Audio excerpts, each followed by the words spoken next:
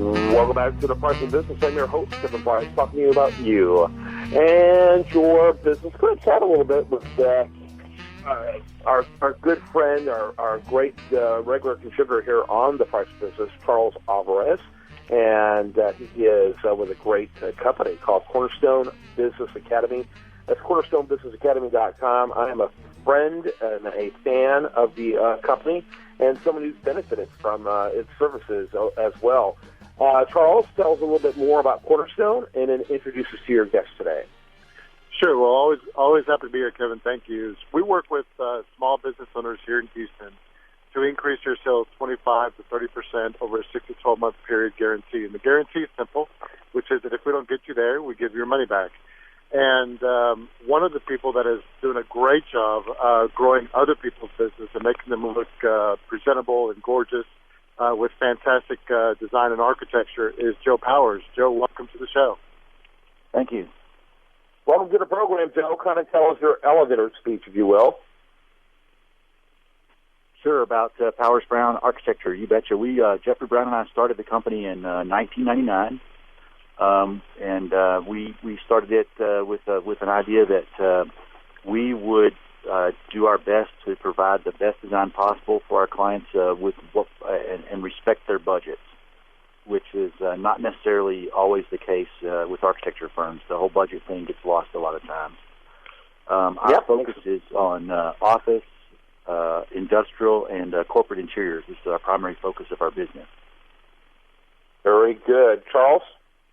So, Joe, kind of tell us about what makes your business different. I mean, you mentioned somewhat there that you actually stick with the budget that your client's giving you. Imagine that, actually hearing and listening to what your clients are saying.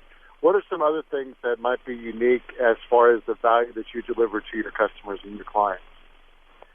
Well, Charles, we have a lot of experience with a type of construction called tilt wall, which is load-bearing concrete walls that are cast on the slab and then stood up in place.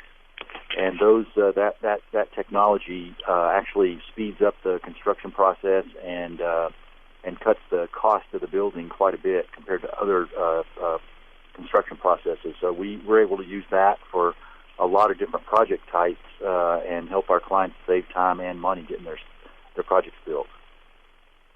Let me ask you about the size of your business. How many people do you have in your firm? We have 70 people altogether. Wow, that's very significant. We're about 45 in Houston, and then we have a small office in Denver and another small office up in the Washington, D.C. area in Falls Church, Virginia. That's a beautiful area. I live very close to there. I lived in Falls Church itself, now that I think about it, for a very short period of time, but I love Northern Virginia. Great area. Go ahead, Charles. So, Joe, kind of tell us, what are the major challenges that your clients are facing, and how does your firm help address those challenges? Yeah, well, I mean, the two biggest challenges that virtually every client faces is their schedule and their budget. When you're trying to plan a new facility or a move or just a new campus or whatever, you generally people take longer to make up their minds what they're going to do than they should take to make their minds up, decide what they're going to do, which then puts them into a schedule crunch. And then in terms of the budget, most people want, just in general, more than what they actually can afford. They've seen, some really nice facility, and they want one just like it, except they don't realize how much that facility costs to build. So working with their schedules and the budgets, that's the real biggest challenges that we really have to deal with on a day-to-day basis. You provided a pretty good range of types and sizes of business and that type of thing, but what would you say, is there certain verticals or industries that are a sweet spot for you, and how large typically are their buildings? What's our typical type of project? Is that what you're asking? Yes. Yeah, our typical project ranges from anywhere from a tenant improvement space plan, corporate interiors, which might be as small as 2,500 feet to 3 floors in an office building. And then for office buildings, it ranges from a 2-story, say 50,000 feet total square footage, to 6-story and better, which will be up to 240 or more square feet, 360 360,000 feet we did for Dow's headquarters out in Enclave. And then our industrial projects have a real broad range. They'll be as small as a 5,000-foot metal service building for the oil field industries. We're doing one right now for Dyke and Goodman that's 4 million square feet out on Highway 290, which is a massive project. So there's a huge range in there. Our kind of typical bread and butter industrial manufacturing plant's probably 100,000 to 200,000 feet. And our typical office building is in the 100,000 square foot range, kind of plus or minus. Very good, Charles. So, Joe, can you kind of give us an example of a scenario, either a recent example or just one example of one of the challenges, say budget and, of course,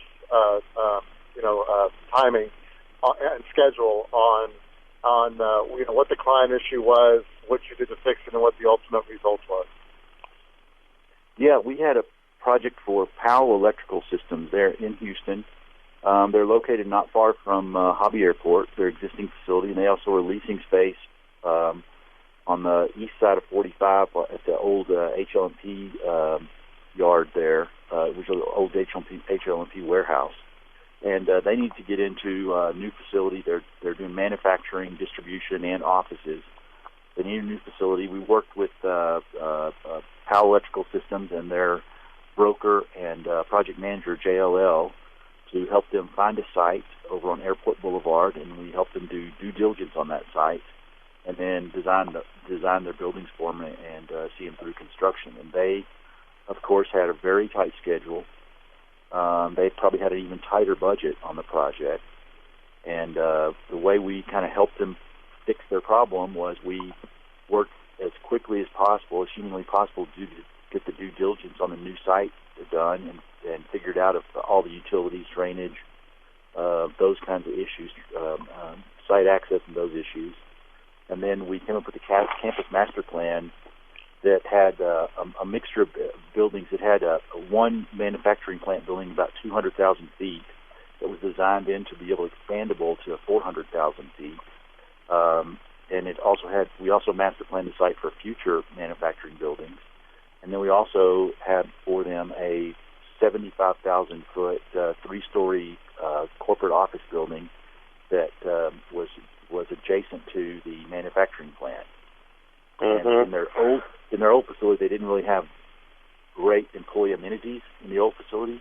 So in the new facility, we added some amenities, a workout room, cafeteria, and then we used the space between the manufacturing building and the office building as a courtyard where the people in the manufacturing plant and the office could then, get together out there and eat their lunch out there or whatever. And the cafeteria is right off that same courtyard, so it made it a much more pleasant place to work than where they had been in the past. Excuse me.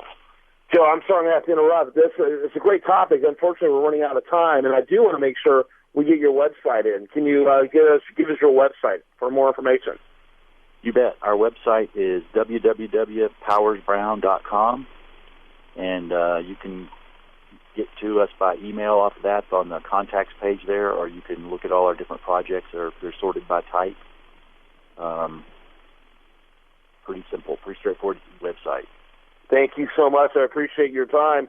And again, do want to mention how to reach Charles Alvarez. You can check out his website over there at cornerstonebusinessacademy.com. That's cornerstonebusinessacademy.com. Thanks to both of you gentlemen. Great segment. All right, thank you. When we come back, much more for you. Do want to remind you, best content shows up over there at uscthereview.com. This is The Price of Business.